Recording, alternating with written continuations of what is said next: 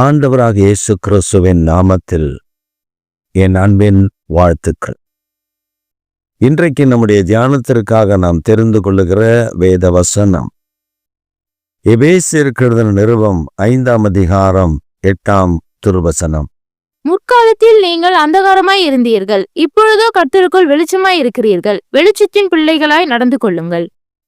முற்காலத்தில் நீங்கள் அந்தகாரமாய் இருந்தீர்கள், இப்பொழுதோ வெளிச்சமாய் இருக்கிறீர்கள். நீங்கள் வெளிச்சத்தின் பிள்ளைகளாய் நடந்து கொள்ளுங்கள். 3 காரியங்களை இங்கே பவுலடியா நமக்கு வலியுறுத்துகிறார். 1, அந்தகாரமாய் இருந்தீர்கள். You are live in a darkness in olden days. முற்காலத்தில், பழமையான காலத்தில் நீங்கள் அந்தகாரமாய் இருந்தீர்கள். darken people are, அந்தகாரம், இருளின் பிள்ளைகளாய் இருந்தீர்கள். ஆனால் இப்பொழுதோ வெளிச்சமாய் இருக்கிறீர்கள். நீங்கள் வெளிச்சத்தின் பிள்ளைகளாய் நடந்து கொள்ளுங்கள். அப்படி என்றால் நாம் வெளிச்சமாய் இருப்பதற்கு காரணம் இயேசு கிறிஸ்து ஒரு மனிதனுக்குள் வந்தால் அந்த மனிதனை பிரகாசிப்பிக்க செய்கிறார். எந்த மனிதனையும் பிரகாசிப்பிக்கிற மெய்யான ஒளியே அந்த ஒளி.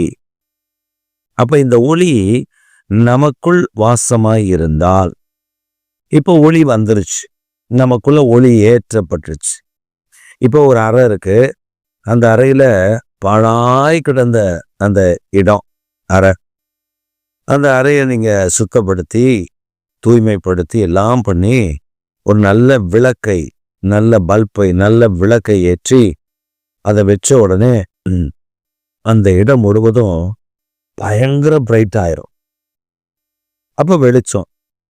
அங்க மற்றவங்க வந்து பார்க்கும்போது எப்படி பாழா கிடந்துச்சு, பாருங்க என்ன பிரைட்டா, என்ன வெளிச்சம், எவ்வளோ அழகா இருக்கு, இதையா இப்படி பாழா போட்டிருந்தாங்க அப்படின்னு சொல்லுவாங்க. ஆனால் அந்த வெளிச்சத்தின் பிள்ளைகளாய் நடந்து கொள்ளுங்கள் அப்படின்னா அந்த வெளிச்சத்தில் நாம் நடக்க வேண்டும். இப்ப நாம வெளிச்சத்தை மட்டும் ஒரு இடத்துல வெளிச்சத்தை வச்சுட்டு நமக்குள்ள இருளை கொண்டு வந்துடக்கூடாது. நாம வெளிச்சத்தின் பிள்ளைகளாய் நடக்கணும்னா நமக்குள்ள இருக்கிற வெளிச்சம் ஒவ்வொரு நாளும் நமக்குள்ளே வெளிச்சமாய் இருக்கணும். அது குறைய விடக்கூடாது, அந்த எண்ணெயை குறைய விடக்கூடாது, அந்த விளக்கு எரிகிறத குறைய விடக்கூடாது. அதனாலதான் ஆண்டவர் சொல்லுகிறார், நெறிந்த நாணலை முறியாமலும் மங்கி எரிகிற திரியை அணையாமலும் இருக்கிற கர்த்தர். ஒரு மங்கி எரியுதுன்னா உடனே ஆண்டவர் அதை தூண்டி விட்டு எரிய பண்ணுகிறவர். அப்ப அந்த தூண்டுதல் இதான் பரிசுத்த ஆவியானவர். பரிசுத்த ஆவியானவர் நமக்குள்ள இருக்கிற வெளிச்சத்தை இருளாக்காதபடி அந்த வெளிச்சத்தை அதிகரித்து அதிலே நடக்க பண்ணுகிறார். இப்ப இதைத்தான் சங்கீதக்காரர் சொல்லும் பொழுது 119ஆம் சங்கீதம் 105ஆம் வசனத்துல சொல்லப்பட்டிருக்கிறது, அவருடைய வசனம், கர்த்தருடைய வார்த்தை என் பாதைக்கு தீபமும், இப்ப என் கால்களுக்கு தீபமும் என் பாதைக்கு வெளிச்சமுமாய் இருக்கிறது கர்த்தருடைய வசனம். அப்ப நாம் வெளிச்சத்துல நடக்க வேண்டுமே, ஆனால் கர்த்தருடைய வசனம் நமக்குள்ளே இருக்கணும். இப்போ உங்களுக்கு புரியும்னு நினைக்கிறேன். ஆண்டவருடைய வெளிச்சம் நமக்குள்ள இருளாகாதபடி ஆண்டவருடைய வார்த்தையில நாம் ஒவ்வொரு நாளும் நம்மை நிலைநிறுத்தி விசுவாசித்து அதிலே நடக்க வேண்டும்.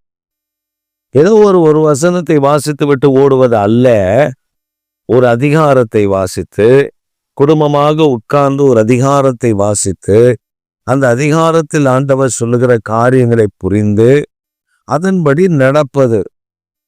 அதான் வேத தியானம்.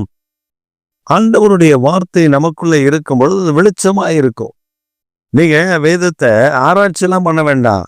நீங்க வாசிக்க ஆரம்பிச்சு அப்படியே வாசிக்கும் பொழுது அவருடைய வார்த்தை எப்படி இருக்கா, தேனிலும் தேனிலும் மதுரமானது. யாருடைய வார்த்தை?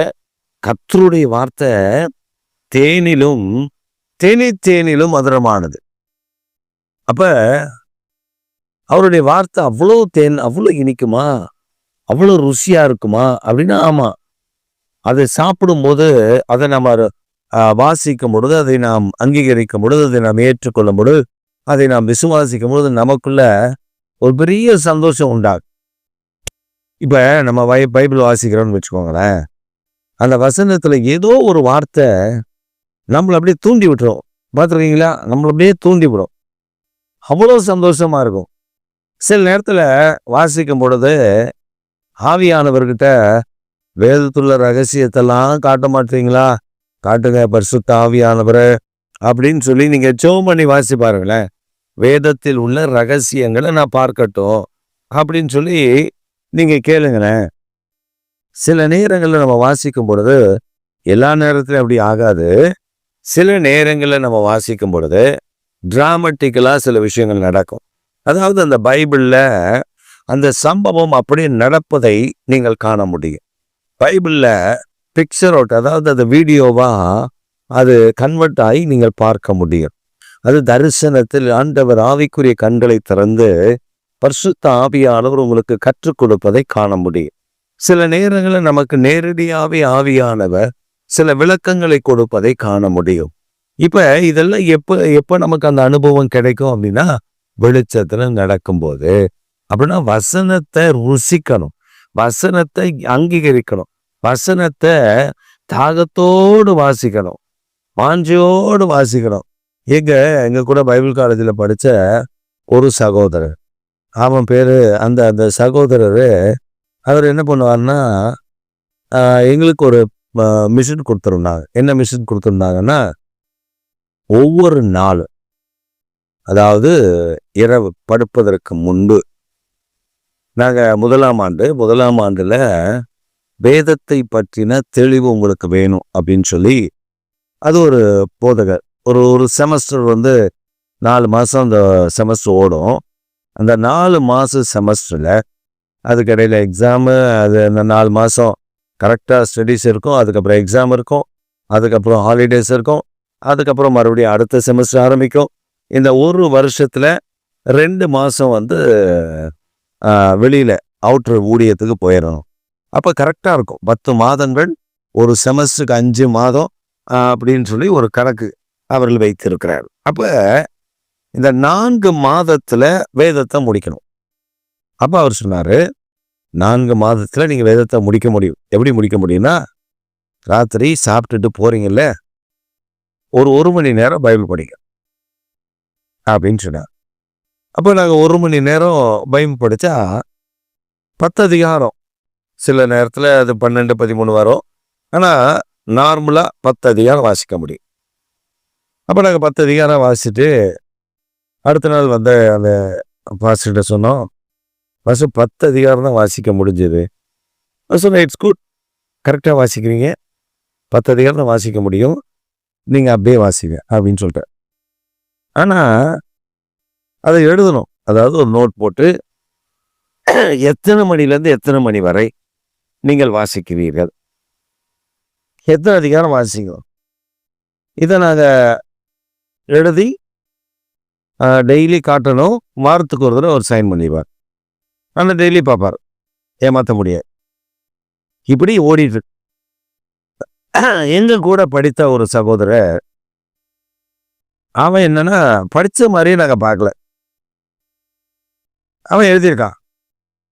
அதாவது 15 நிமிஷத்துல 20 அதிகாரம் நான் வாசிக்கிறேன் அப்படின்னு எழுதி டைம் எல்லாம் போட்டு, அவனுங்க சோம்பேறி பாச, நானும் சுறுசுறுப்பு, அப்படி சர்வன்னு ஓடிடும் நமக்குலாம் அப்படின்னு சொல்லி அதை எழுதினான். அவர் அவனை கூப்பிட்டார். இப்போ இவனுங்கெல்லாம் என்ன மக்கா, ஒவ்வொரு மணி நேரத்துக்கு 10 அதிகாரம் தான் வாசிக்க முடியுமா, நீ எப்படி 15 நிமிஷத்துல 20 அதிகாரம் வாசிக்கிற, வாசி பா, ஒரு அதிகாரம் எடுத்து இதுலேயே வாசி, இந்த அதிகாரத்தை வாசி அப்படின்னு ஒரு அதிகாரத்தை கொடுத்தோடனே அவன் வாசிக்கிறான்.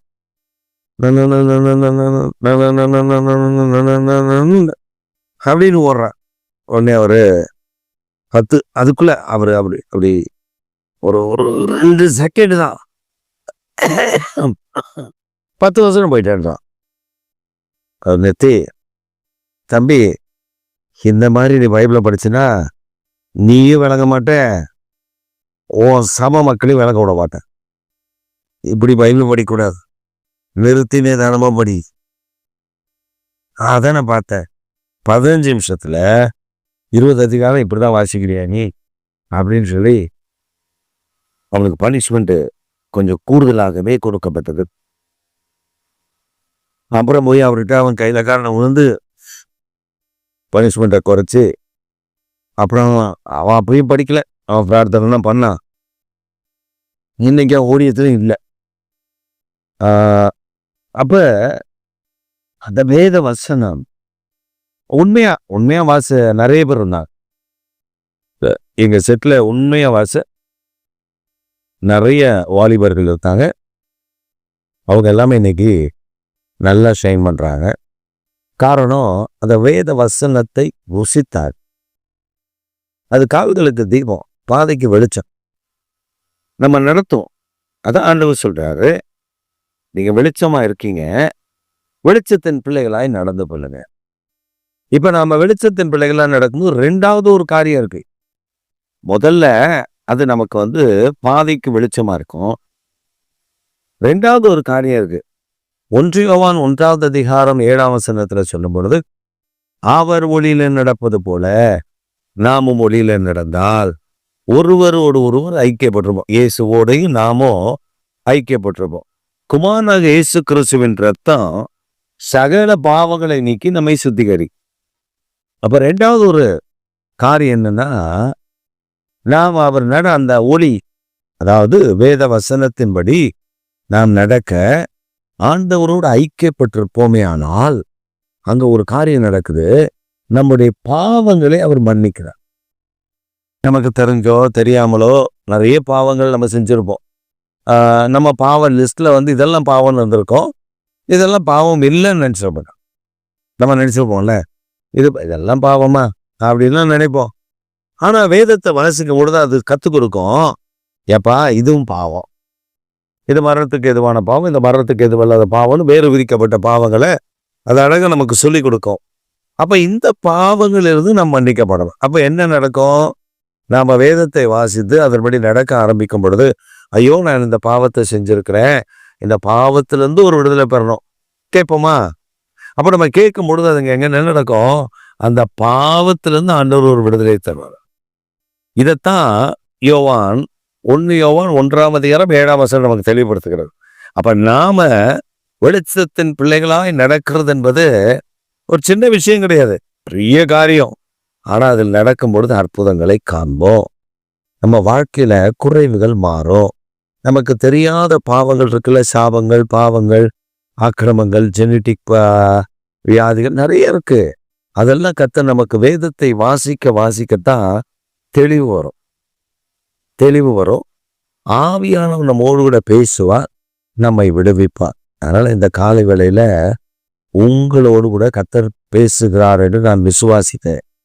முன்னாடி அந்தகாரமா இருந்தபோது நமக்கு ஒன்றும் பிரச்சனை கிடையாது, இருள நடந்துட்டே இருந்தோம். ஆனா இயேசுவை ஏற்றுக்கொண்ட போது வெளிச்சமாயிட்டோம். இப்ப நம்ம வெளிச்சத்தின் பிள்ளைகளை நடக்கணும்னா வேத வசனத்தை பிடித்து பரிசுத்த ஆவியில நிரம்பி ஆண்டவரோடு ஐக்கியப்பட்டிருந்தோம்னா அவன் நமக்கு என்னென்ன குறைபாடு இருக்குன்னு சொல்லி அந்த குறைகள் இருந்தெல்லாம் நம்ம நீக்கி விலக்கி பாதுகாப்பார். அதனால இந்த காலை வேளையில வேதம் வாசிப்பதையும் ஆவியில நிரம்பி ஜெபிப்பதையும் விட்டு விடாதிருங்கள். நீங்க அதை செய்து பாருங்க, உங்க வாழ்க்கையில பெரிய வெளிச்சத்தை, பெரிய ஆசீர்வாதத்தை, நன்மையை காண்பீர்கள். ஆமென்.